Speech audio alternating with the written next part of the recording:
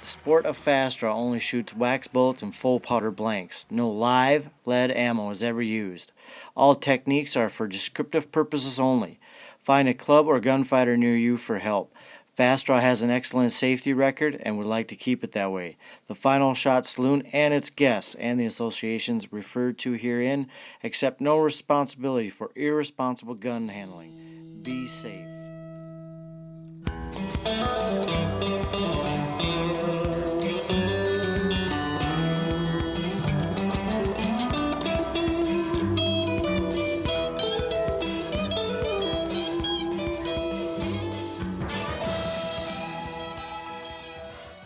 Hey guys, I'm going to throw some fast draw dates at you before we get to the interview. The Rusty Guns Fast Draw Club, Barrett Blastaway, Calhoun, Georgia, May 25th and May 26th. Be sure to check those out, the Ohio Fast Draw Association. World Fast Draw Association and Kansas Fast Draw Association, April 27th. Wellington, Kansas. Be sure to check that out. You can get more Fast Draw dates and information at finalshotsaloon.com and click on the Fast Draw tab.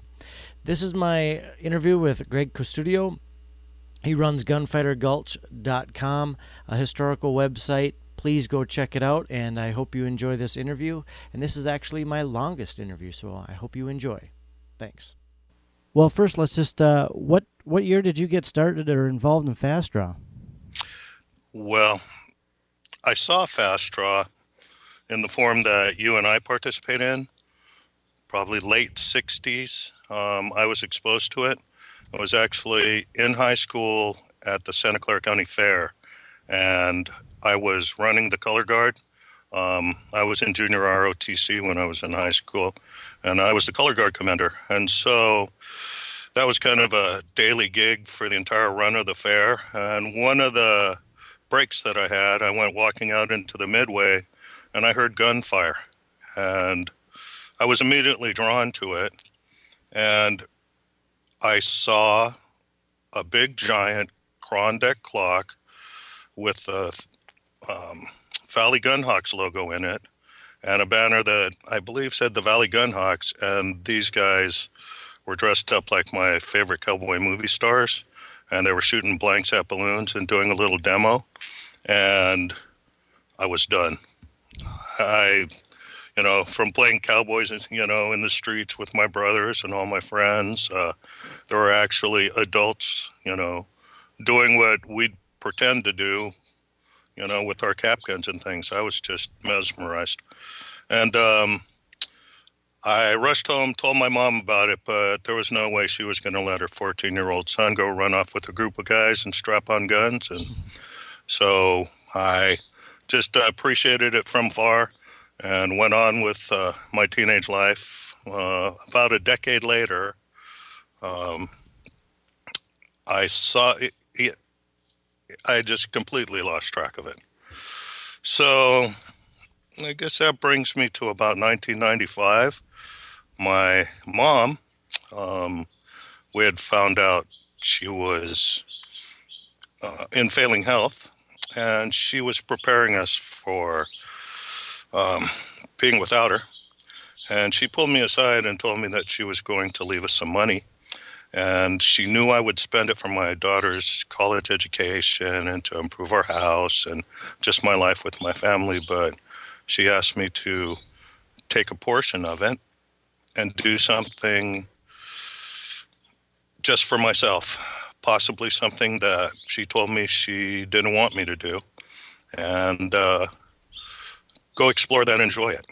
And so Fast Draw came to mind. Well, by this time, nobody was shooting Fast Draw. When I was in high school, you'd drive by car lots and you see these guys out there doing balloon busting, and there was a lot of Western kind of that was really in the public's eye. But by the time 1995 rolled around, Westerns had kind of fallen, not completely out of favor, but they weren't at the top of the popularity list. So I started surfing around because I'm an IT guy, and the internet was really, kind of still in its infancy, really. It was developing, but there weren't as many resources as you can find now. And I Googled up Fast Draw and found Howard Darby's site. Um, so I went to gunfighter.com and he had a forum, and I started posting questions. And I initially was only interested in finding out what happened to who were these people that I saw when I was a teenager, and um, is Fast Draw still? I was surprised to find Fast Draw was still going, though it wasn't as big as it was before. And Howard had a forum. I started posting questions, and I didn't realize it at the time, but there were a lot of veteran shooters there that were, as they saw me, just being persistent. It was probably because I was a pain in the butt and I kept posting these things that they finally started to answer me. And I started piecing together the story of the Valley Gunhawks. And the leader, I just remembered him as a big guy. His name was Al Bryan. So once I found that out and started mentioning Al Bryan, then other people started talking to me about the Valley Gunhawks and Al Bryan. But I felt that in order to get the details that I needed, Fast Draw was an open community, but there was a first layer of what they would share with you. So for me to get the real story that I was looking for, it quickly became apparent that I should probably, and I didn't resist this at all, I should probably gear up and join the sport. So that's what I did. I emailed Howard Darby and asked him if there were any contacts in California that could help me get started, and he turned me on to Gene Kahn, who was the leader of the Buzzards Roost gang in Sebastopol, which is a couple hours north of me. Well, actually, it's about an hour and a half north of me. I live in San Jose, California. And Gene got in touch with me by email. He was the vice chairman for the WFDA at the time. And he gave me the contact information for Linda Fawn. So Linda was in Modesto. I contacted Linda, and her and her husband, Jay Fawn, had a club that was it was the only club I could find within driving distance of me, reasonable driving distance, and they were the Desperados. And so she took me under her wing, and I went out to just ask questions, but if you know Jay and Linda, they're Fast Draw wouldn't be alive in my area of California if it wasn't for Jay and Linda Fawn. And Linda Fawn in particular was my mentor. She got me equipment. She gave me my first lessons. She showed me how to, she gave me the ins and outs of competition, at least at the basic level. I can't thank her enough for that. But as my interest grew and I started learning more and more about the story of Fast Draw, I was really surprised that it was still here. So I started chasing that story, and it's been a lifelong thing ever since. I guess in earnest, I got started in 1995, but I didn't really feel confident enough to shoot with people until about 1997, and then it's just become an obsession in my life. So I'm still on the ride. It's great though. I meet the best people in the world in Fast Draw. Do you remember your first contest? Yes, I remember what I considered my first contest. It was a vice chairman shoot. It was for the first club that I was in, which was the Regulators out of Stevenson, California. Desperados, they were members of the Desperados, but they lived a little bit closer to me, and it was all about traveling. So these guys wanted to at least start a club for themselves. So they members of the Desperados, including Greg Danielson, who's one of the, the one of the best shooters in the history of the sport. He was with this club, and I had heard about Greg and Tony Williams, another one of the champion shooters in Northern California. These guys were putting the regulators together, so I went over there and shot with them a couple of times. They invited me to join, and they decided to put on. They organized pretty quickly and decided to put on a WFDA vice chairman's contest at their home range in the regulators' home range in Stevenson. So I prepared for that, and I finally got to the day. I was nervous, as we all are, in our first contest, and even now I'm still a little nervous. I think if you don't have a little of that in your gut, that really brings out performance in you. But in this particular case, everything fell apart. Everything that could go wrong to a person happened to me at my very first contest. The wax, I couldn't find the target. If I walked up to it and threw the wax at the target, I probably would have missed it. I was having trouble finding the target with my wax, and then blanks. And this was my first lesson in fast draw as far as blank shooting is concerned. Always load your own ammo. I had bought some ammo from a guy who I bought a gun from, and I decided to use that. The first time I drew my gun and slapped my hammer back, only the primer went off, and I do recall seeing little dribbles of powder coming out the barrel before I actually fired the gun. And then the second shot, I let it go, and it Roman candled. I lit off several cylinders adjacent to my my intended cylinder. Always exciting. And pardon me? That's always exciting. Yes. That first Roman candle. I haven't had a second one, but the first one was enough to make me go, okay, from this point on, I only trust myself, and I load my ammo. But it was quite an experience. I do remember looking at the target, the light going off, drawing my gun, firing it, and the rest of it was just being engulfed in a cloud of smoke, feeling some heat on my hand, and going, I just paid a lot of money for this gun. I'm not going to drop it unless the pain causes me to drop it. And by the time the smoke cleared, I was pretty much subject of conversation for that day. Is California still kind of a hotbed for? Is there a lot of clubs in California? It's kind of, well, that's another interesting question.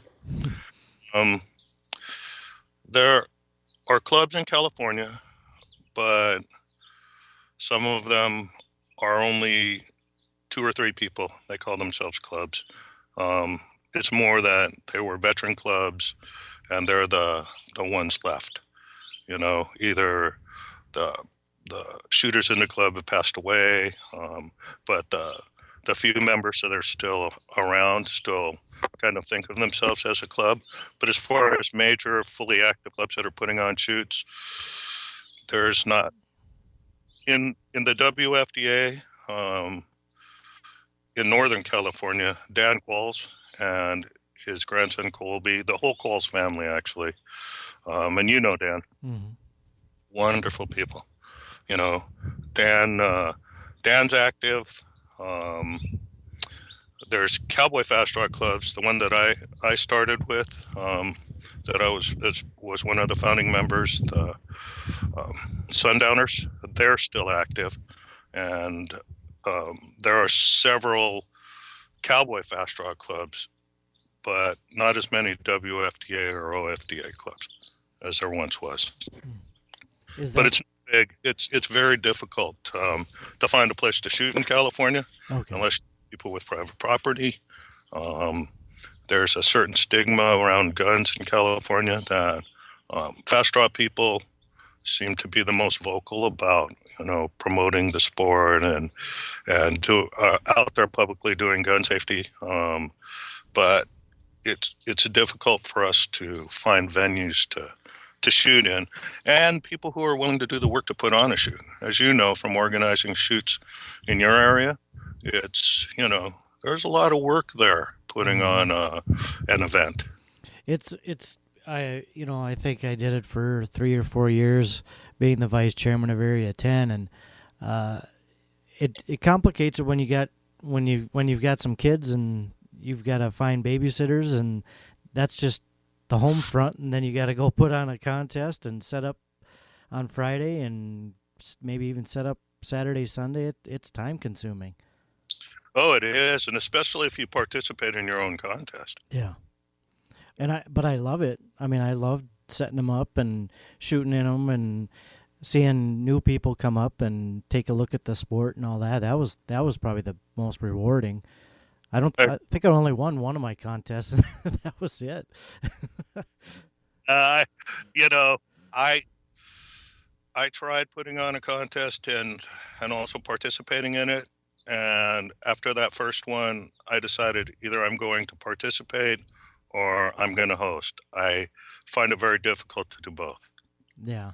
So for the most part, the events that I've been involved with, from an organizational perspective, I don't shoot in, Oh, really? because I'm I'm I'm in California. I feel that I have to be very vigilant in, since it's my event. I have a lot of energy into organizing the event. I feel like I have to be hyper vigilant in making sure we present well, because our shooting sport is, um, in public. Yeah. And And so I don't want anybody to perceive us as, um, anything but very vigilant as far as safety. And I also feel that, we need to not only organize an event, but we also have to take an active role in educating the people who come to the event. So that's a lot of crowd interaction. That's moving through and making sure you're talking to people.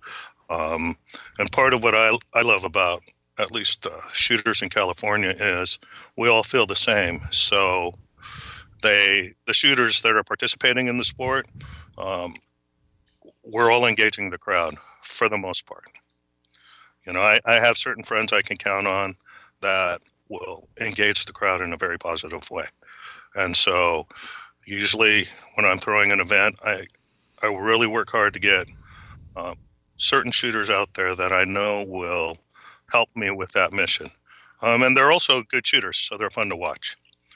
But unless you're a shooter, at times it's very difficult to watch the entire contest. I don't know if you've experienced that or not, but it's you know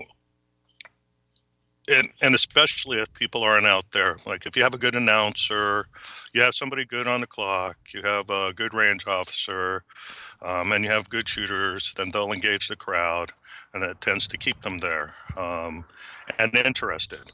But if nobody's talking to the spectators and they're just sitting there kind of watching you, they watch for a little while, then they walk away. yeah.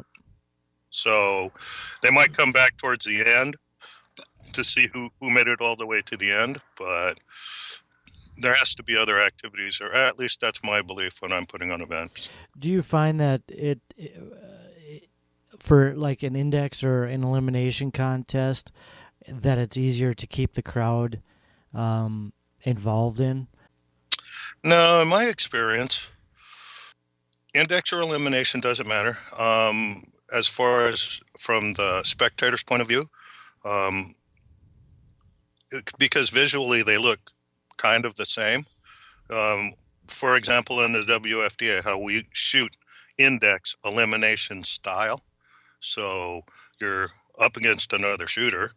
Everybody knows whose ever light blinks first, you know, is the winner.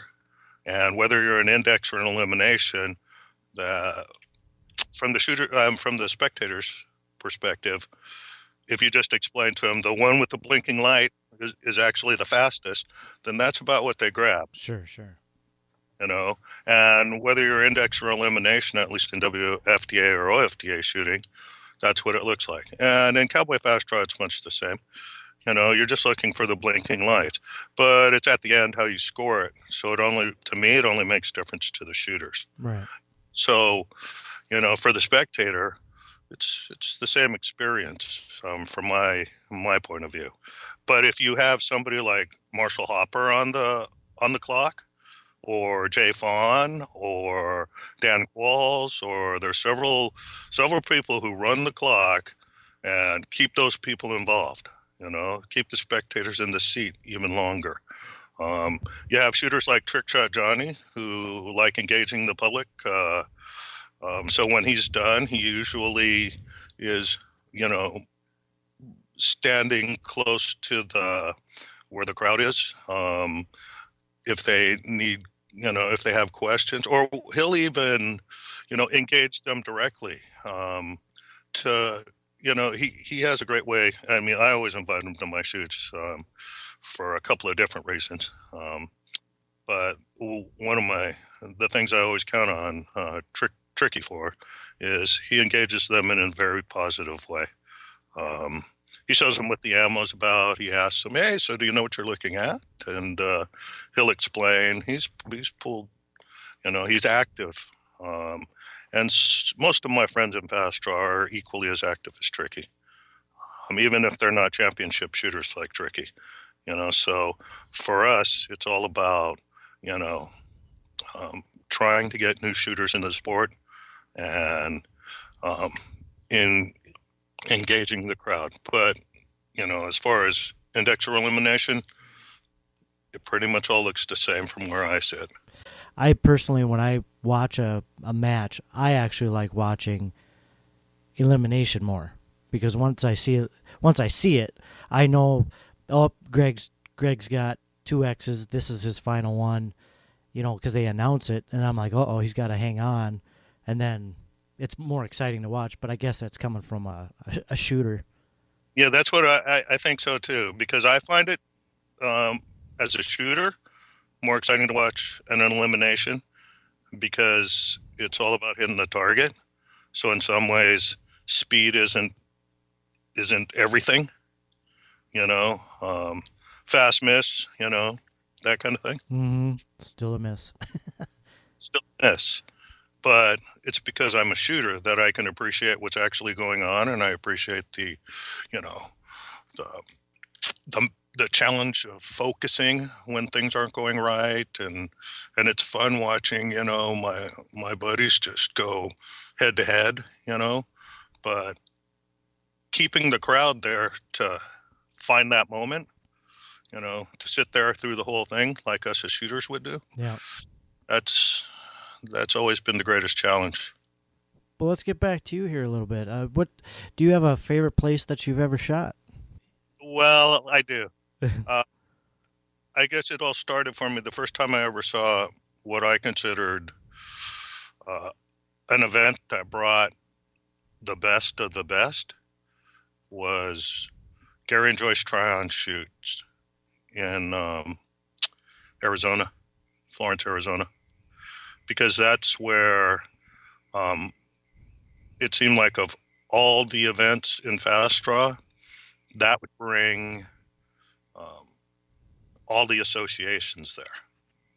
There was a representation from the OFDA, the WFDA, and what would become the CFDA um, at Joyce and Gary's um, Wild West Shootout in Florence, Arizona. That was annual up until, gosh, when was the last one? Do you remember?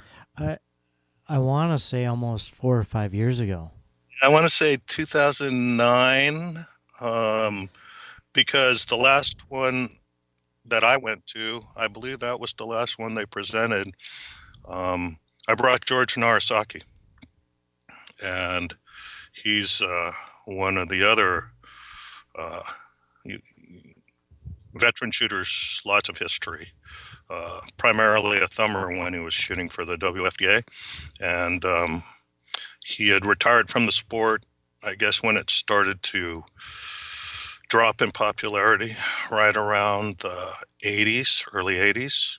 And for some reason, when he retired, he decided to look for it again. And about that time, it was time for Gary and Joyce to shoot. We didn't know it would have been it was going to be the one of the last if it wasn't the last. But I remember that distinctly because George and I hopped in the car and cruised to Arizona and put him in touch with a lot of veteran shooters that he used to shoot with when they were young. And and he got back into cowboy fast draw. Well, he got into cowboy fast draw in a big way after that. He started working WFDA, but then there were a lot more, cowboy fast draw was growing. And so we were, and he found himself suited to that. So that was for many different reasons. And I went to the Wild West Championship, Gary and Joyce's, probably, let's see, I think I went 3 times. And that at the moment sticks out as my favorite place to be. That's where I met most of the veteran shooters that I still feel that I have close friendships with, and they brought all the associations together. Because as you know, fast draw events tend to be, attended by specific people, specific associations. So if it's a WFDA shoot, you don't usually see the majority of the shooters have experience with that association. But at Gary and Joyce's, it seemed to bring the best of all associations out to Arizona for 3 or 4 days, and as far as a wealth of information for somebody like me who was interested in the history of fast draw, that was where I was going to find them all in one place. In fact, I remember the first one I went to. I walked up to Tom Blastian, who wrote one of the only 2 fast draw books that have ever been published that I'm aware of. And I introduced myself to him, and he looked at me and he goes, I've heard of you. And I said, oh, I hope that's good. And he goes, well, I at first thought you were odd.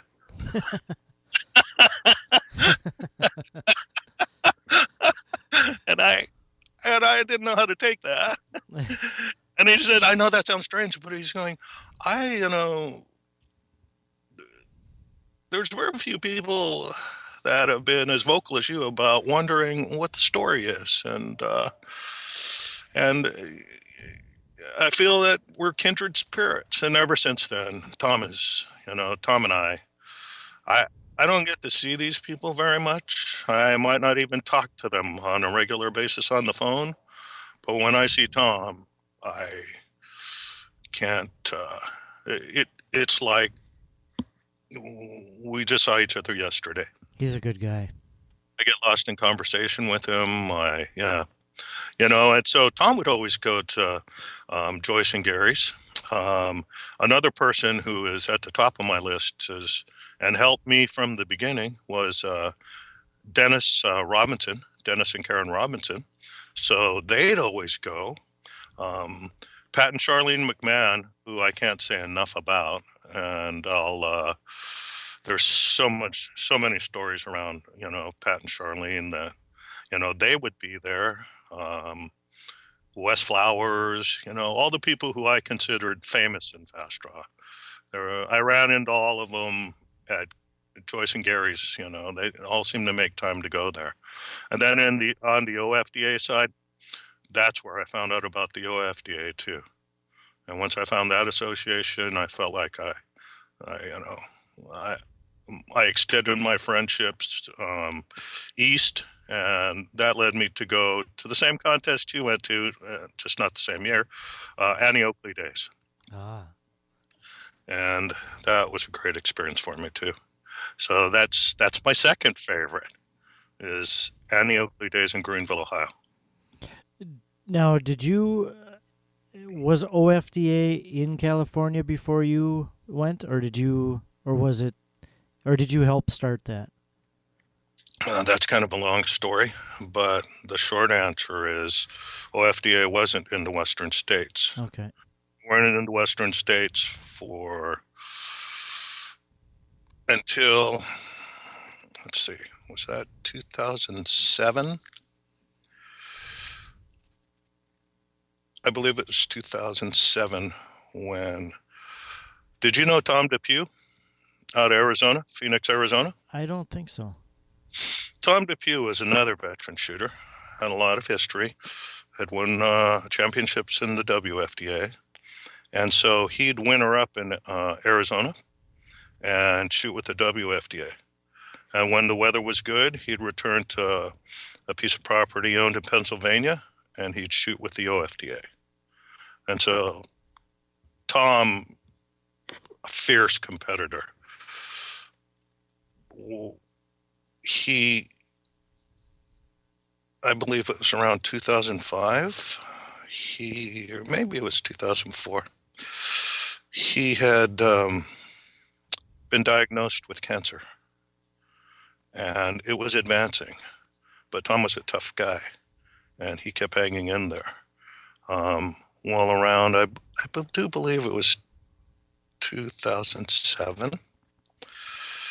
I think part of it was Tom was taking stock in his life and he wanted to, but he was always a fighter till the end. He called me one day and said, you know what, Craig? One, CFDA wasn't big in Arizona at the time, and I was trying to get something going in California.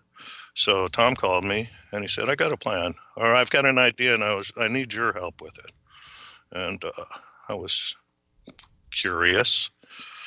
And he said, I want to, I know you've been thinking about starting a CFDA club in California, and I want to start a CFDA club in Arizona, but I also want to include traditional fast draw in our activity.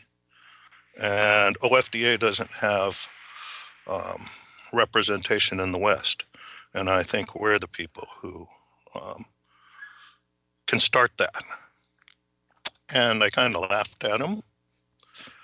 But if you knew Tom, he could be um, very persistent.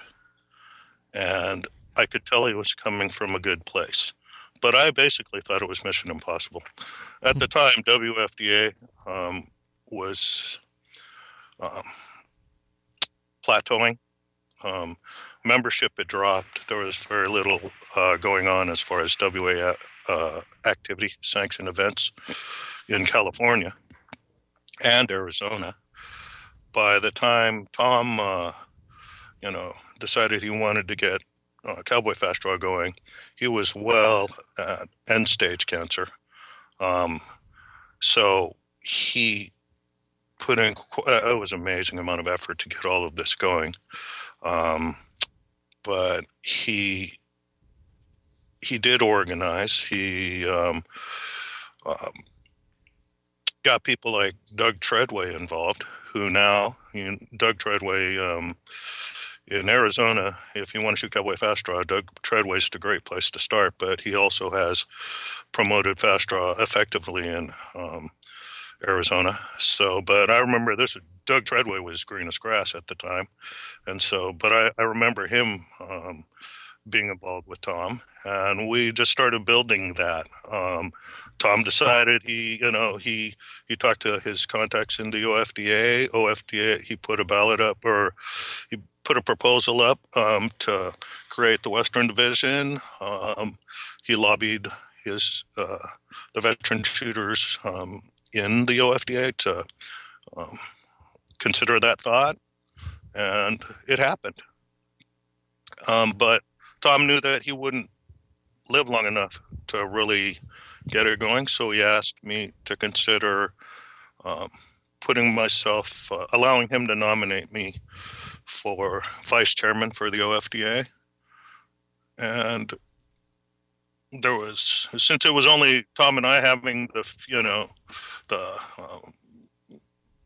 attracting members to the OFDA just from our own clubs, It's the benefit of being the only ones. You could kind of, I got voted in, and I kind of have been there ever since.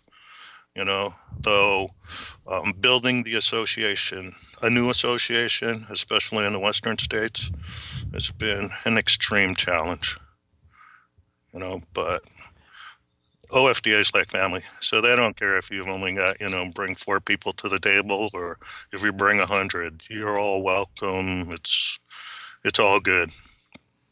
So I kind of, and as a result of the friendships I've built there, I am with the OFDA, the WFDA, and the CFDA, but I only choose to organize these days because of time for OFDA.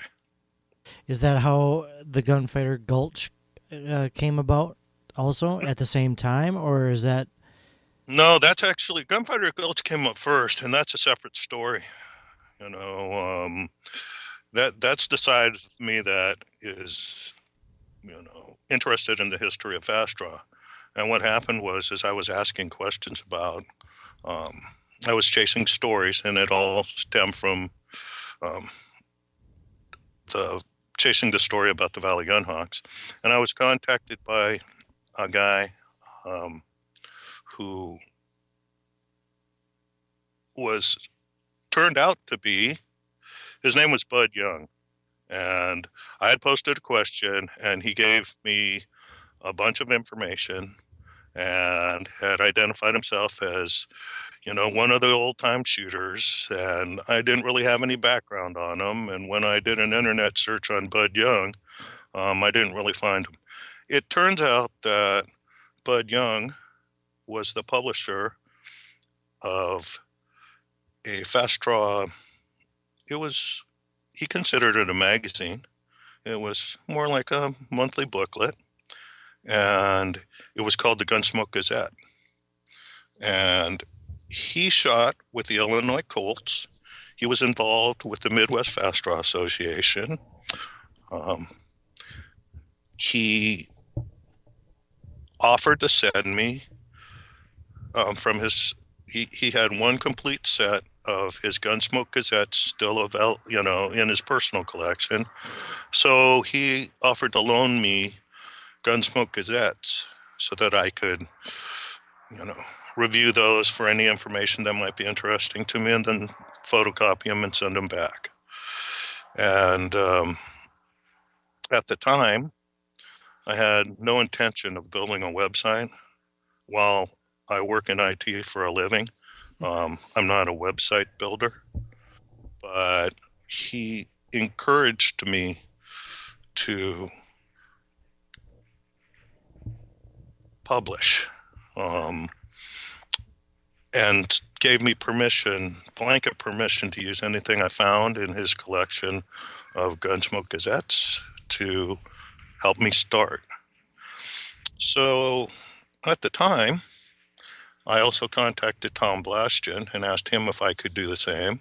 And then I contacted Bob Arkenbright, who wrote the other Fast Draw book, Fastest Guns Alive, and asked him if I could do that. And that's how Gunfighter Gulch started. I just transcribed stories from their their um, their stories and put them on the internet. And basically, it started off to be just for my own personal interest and something I went, okay, bud, here it is. What do you think? But then it has a small following. I was surprised how many people were interested in the things I was interested in. The other people who really helped me with Gunfighter Gulch was Pat and Charlene McMahon.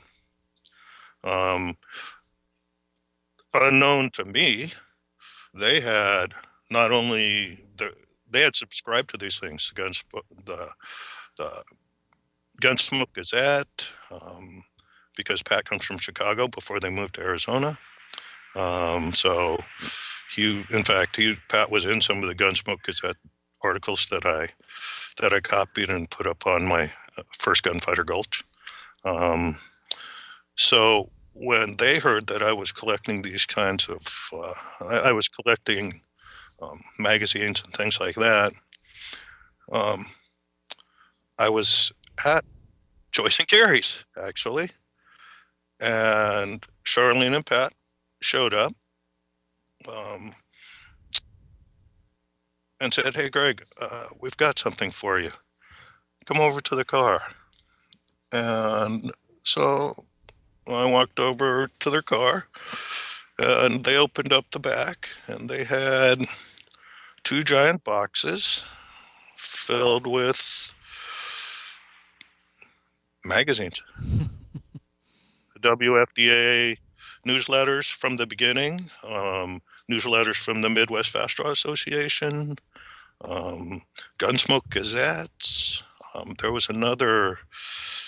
There was another one. There was a few issues of Fast Draw magazine. There was a guy who had also published for a short period of time, but it was more magazine-like. It was more professional, but it was a really interesting things I'd never seen before, things I had heard about but never seen.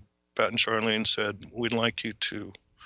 We'll know you do something good with these, um, so we'd like to lend these to you." And I said, "Wow, I really appreciate that. I don't know when I can get these back to you." And they said, "No, I mean, we want to lend these to you for as long as you feel that you need them, and if that's, our lifetime, then that's great. You know, we know that we have a feeling you'll do something good with them. They won't just end up in a landfill." And so those are things that I have, and I do intend to at some point in time, because they're fragile now, just because of age and things, to put them in a more durable format, like scan them all and make them available to people. But right now, they entrusted me with their collection, and I have that in my upstairs office, in a safe place. Very cool. Nothing better than looking at those old magazines with the gun or fast draw and all that stuff in them. Yeah. So now I have a lifetime of work for Gunfighter Gulch. So people like you and me who might be interested in it, it's just a matter of me getting to it and, kind of putting it in a way that I can put it up on the internet, you know.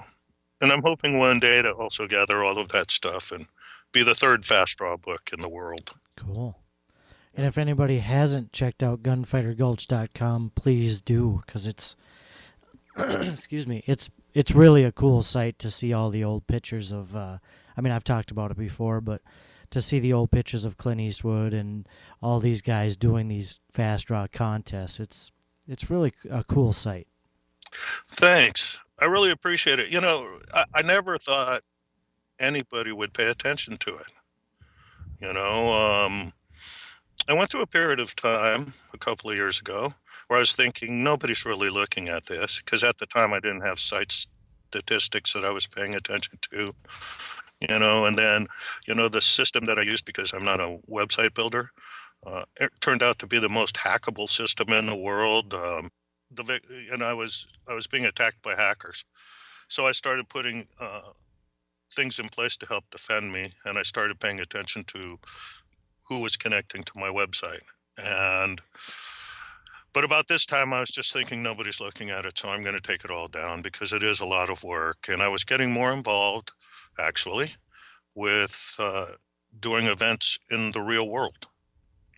Um, I was involved with putting on shoots and starting clubs and traveling all over, California and Arizona and over to Ohio, and, just trying to promote and get more involved in fast draw in the real world. So I had kind of put Gunfighter Gulch aside, and I was finding it frustrating that I was getting hacked.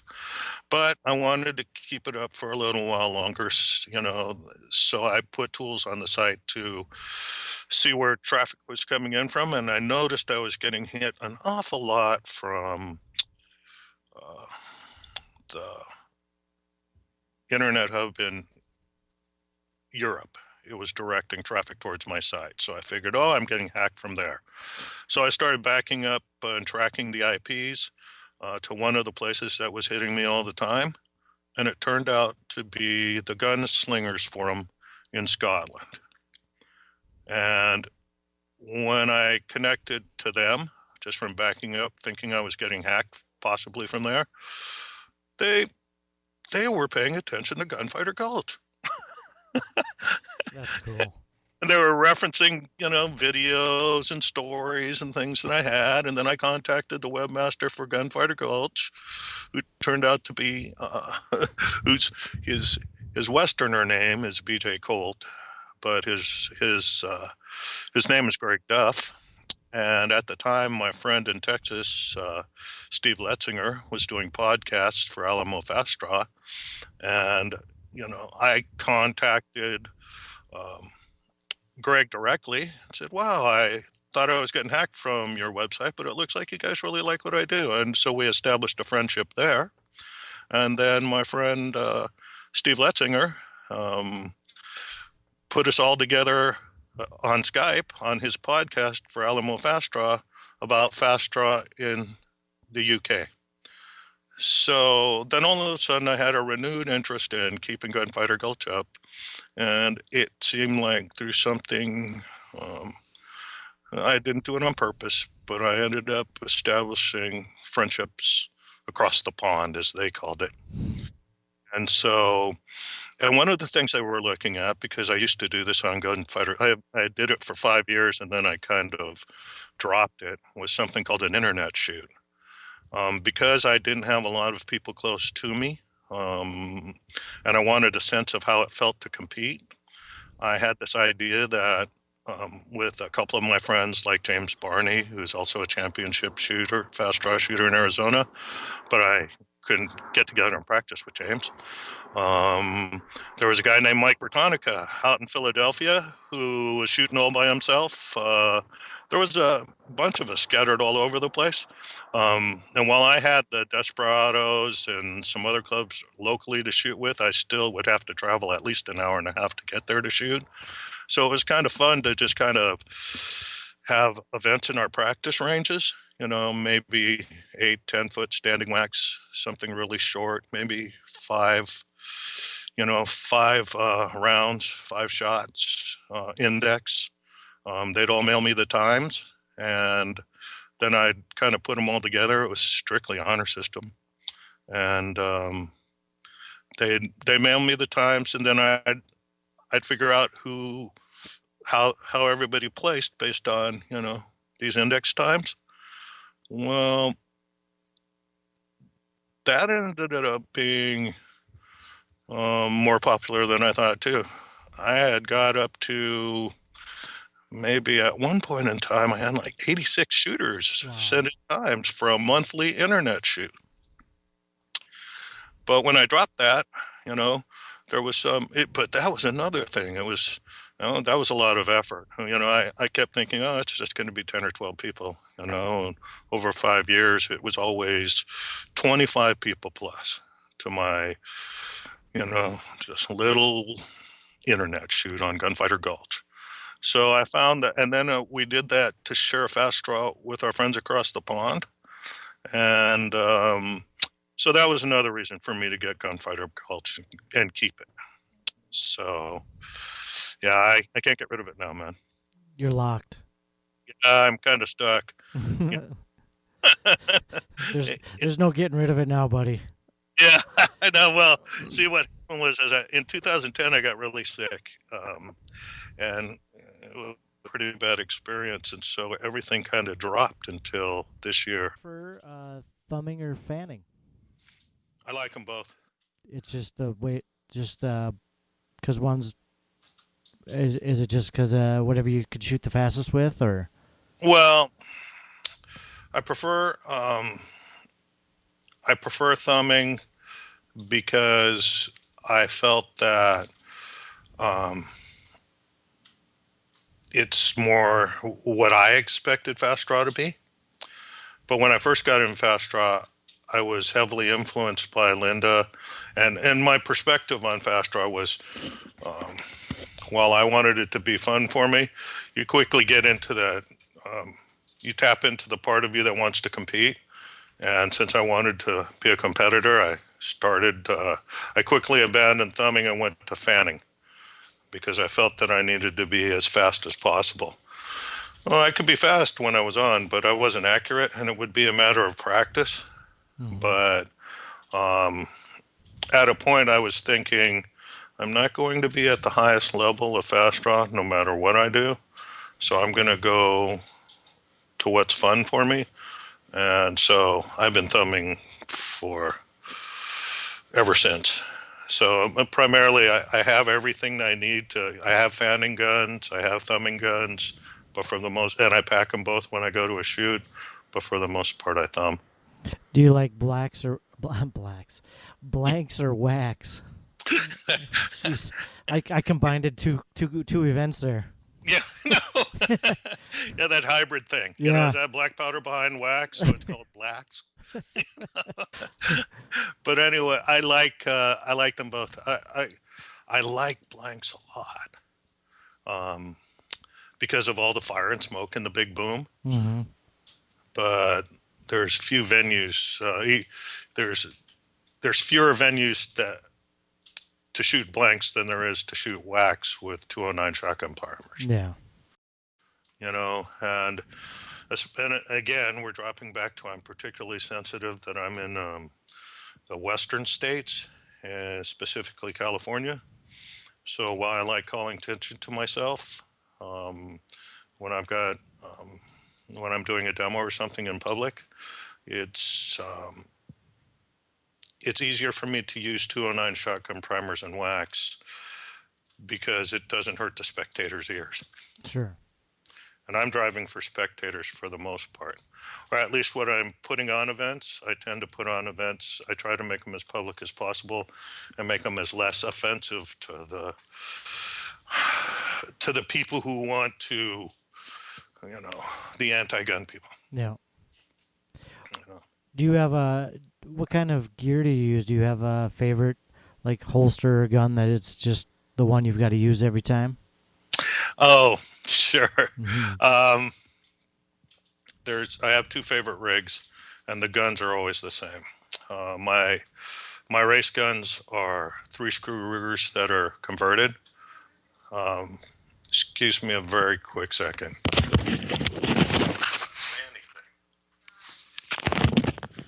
Um, they're 3-screw Rugers that were built by Greg Danielson. Okay. They're my favorite guns. They're perfectly balanced, and they've taken all the beginner's abuse I could put on them, and they're still going now that I'm a little smoother. I'm more of a veteran shooter now. When I'm shooting cowboy fast draw, I do have an entirely different rig that I shoot, just because of the rules of that competition. But my primary rig, and mostly I'm promoting, OFDA, WFDA style fast draw. I've got two rigs that I'll shoot out of, but lately, the last couple of years, my favorite rig's been a double rig that was made by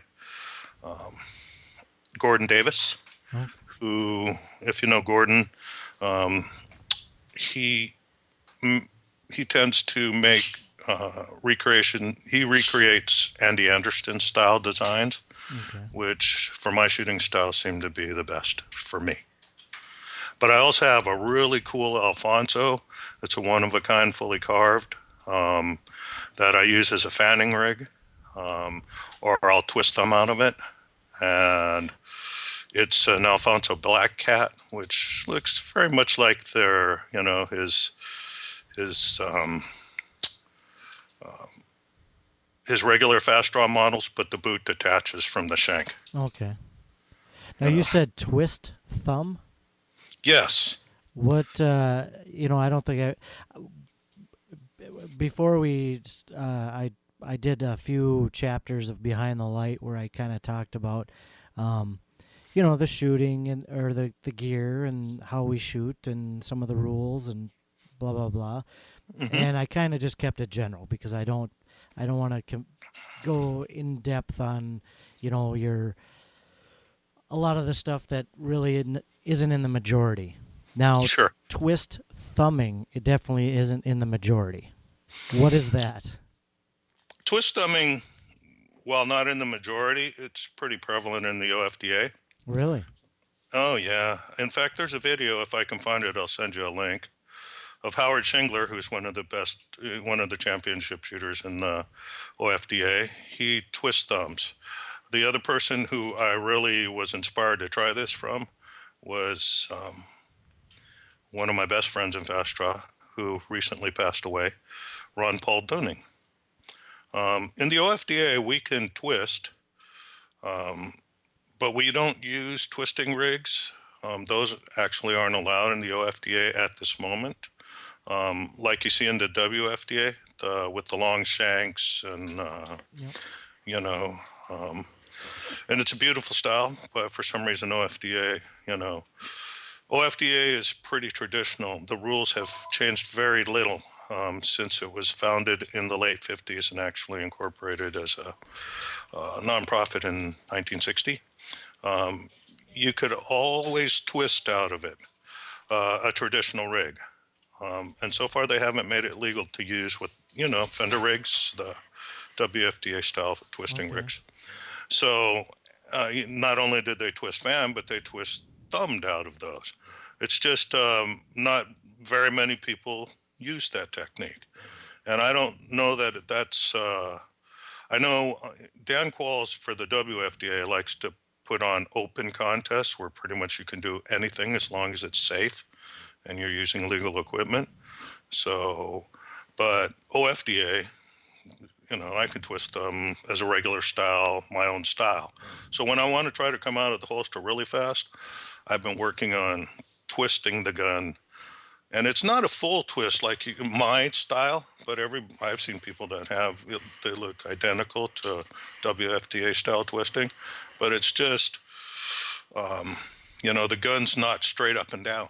It's a little sideways when it comes out, Oh wow. so but it's more of, to me, it really is.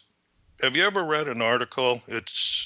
I used to have it posted on Gunfighter Gulch, but it is also on Howard Darby's the WFDA website that Howard Darby designed for the association. There's an article called Ergo Thumbing by another good friend of mine, Jan Owen, and he's a veteran shooter, and he describes biomechanic. He describes in ergo thumbing a compact, as little movement as possible kind of draw based on the way your anatomy is built. Your hands don't naturally go straight down to your side, like when you're on a holster. If you just relax your arms and kind of drop them, you're still kind of at an angle. And so he positions the holster, and it's just his own personal theory, but there's a lot of it that makes sense to me. Um, and the gun is slightly twisted, so when it comes out of the holster, and so that's kind of a style that I've uh, I've been I've adopted for myself. Huh. I've heard of it. I've just never heard of anybody doing it. Oh man, I'll show you a video because Howard just did it recently. You see Howard Schingler twist thumbing. I believe it's in the 20s. Really?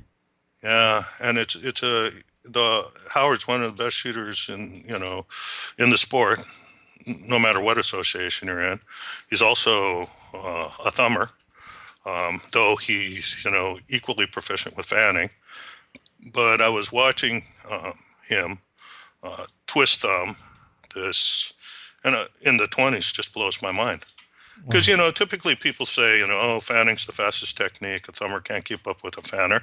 I think it's more a matter of practice and technique Sure. and what works for you, and tricky can thumb, as fast as a fanner for the most part.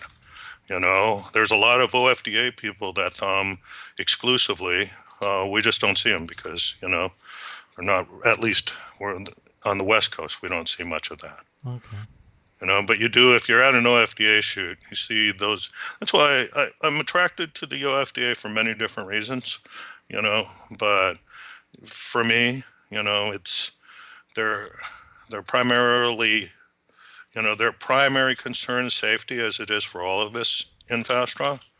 But the thinking is as long as you're wearing a fast draw holster, how you come out of it is up to you, as long as it's safe. Right.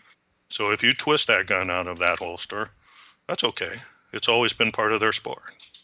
We've been friends for at least a couple years here, and I'm really happy that you came on and for the interview and everything. And I'd like to say that it's a great pleasure talking to you too, and I feel the same way. And I feel like this around with my fast draw friends. There's lots of people that I feel like I have established a friendship with, but because of the nature of our sport and the nature of uh, who we are, where the sport is all over the place, but it's not concentrated in big ways in small areas. There's a lot of my friends that I end up establishing friendships in fast draw, just like you. Um, we talk to each other on email and social networking more than we do in person, unless we run into each other at a shoot. But that's the beauty of it all. We I do feel that we've established friendships, and I have other friends like that. That's the same way with you and me. I don't get to see them very much in person. I converse with them through phone and social, but networking. But it doesn't impact the quality of our friendship, so to no, speak. but It's really cool. And fast draw people, the only people I trust around me with guns on. I feel safe. yeah, I mean we're pretty good at it. Yeah, yeah. The thing I think about fast draw, if I could just say this, it's the only sport that kind of makes me hypersensitive to not shooting. For example, when somebody jumps the light, they're feeling kind of froggy and they jump. You Hmm. know, Well, that's it's built into our sport to have a split second. Oh, I'm not supposed to shoot that right now. Yeah. And so there's part of me, that there's no other shooting sport that I've been involved in, and I've been involved in several, where it's kind of you get that kind of practice too. Everybody's on the line, especially if you're on a big line. You got multiple targets, and Yeah. somebody jumps. It's the only sport where we some of us go off, and other ones, and I've done that too. Yep. But for the most part, I don't know how to describe it. It's almost funny when you see a bunch of us start to go, and then we poof. In that nanosecond, we decide it's not a safe shooting opportunity, and we don't draw. Uh, I've asked this of just about everybody who's come on. Um, what advice would you give to a brand new shooter, someone either looking into the sport or that has got their gear and is just kind of, I don't know, waiting? Don't get discouraged. Set up a practice range and practice.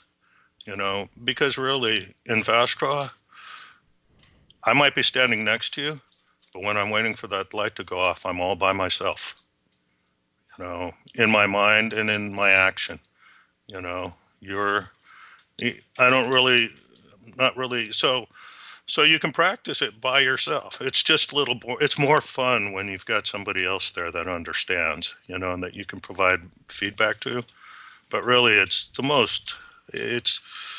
just prepare yourself. You can practice, and keep at it.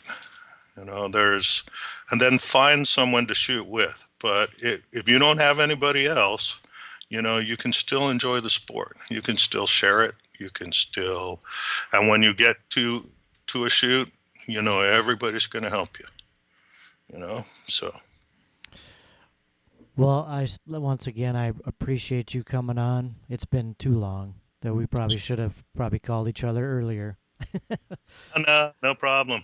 But In fact, I don't know if we covered enough specifics. It was great just talking to you and rambling on. I hope that you will come back and we'll just record a conversation just like this.